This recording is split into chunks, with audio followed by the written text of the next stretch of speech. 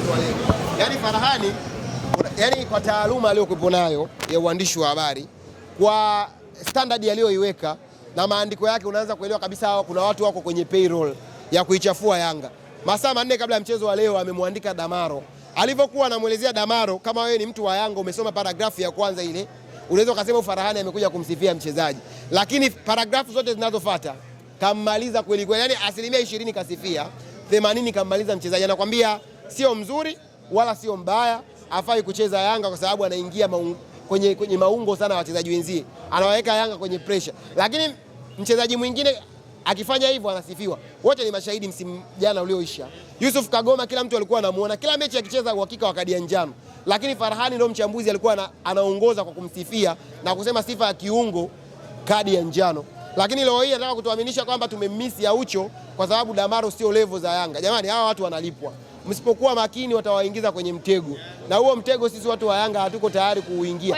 Wanalipwa Farahani mwambieni, posho anayopokea anajiharibia kwa standard alizoziweka, asiingizwe kwenye huo mtego. Mzee wa Jambia akifanya unamuelewa, hayuko kwenye hizo standard. Lakini Farahani kama kwenye hiyo payroll ajiondoe mapema, anajiaibisha. Yaani uwezo ukaamka tu ukasema sio mzuri wala sio mbaya, aiza akacheza Yanga.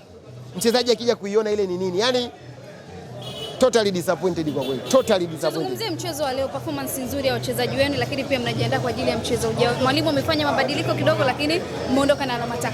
Of course Yanga ni timu kubwa na nilishawaambia tuwe tukacheza na Dodoma Jiji, tukaanza kufikiria namna ya kupata matokeo. Na ndio maana walipopata goli lao la kuongoza, tulijua tu haya ni kurukaruka kwa maragi ndio kuiva kwake.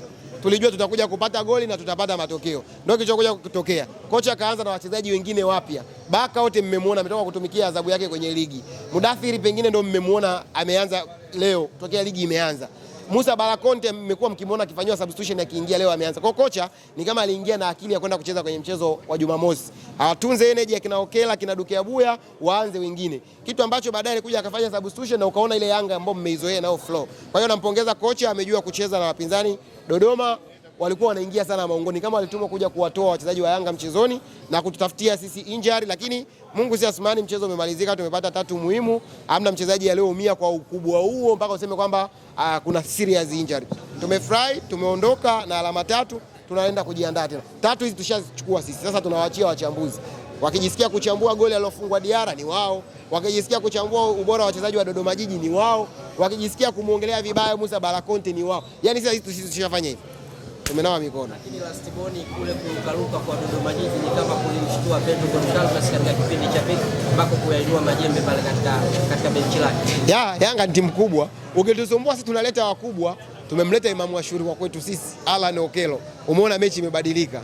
Tumemleta Duke Abuya, mechi imebadilika. Wale Dodoma walikuwa wanaingia kwenye miguu ya wachezaji wa Yanga. Ila kocha alivyomleta Damaro walijua kabisa tukimuingia mchezaji mmoja wa Yanga uwanjani yuko Damaro tumeisha. Wakarudi kwenye discipline.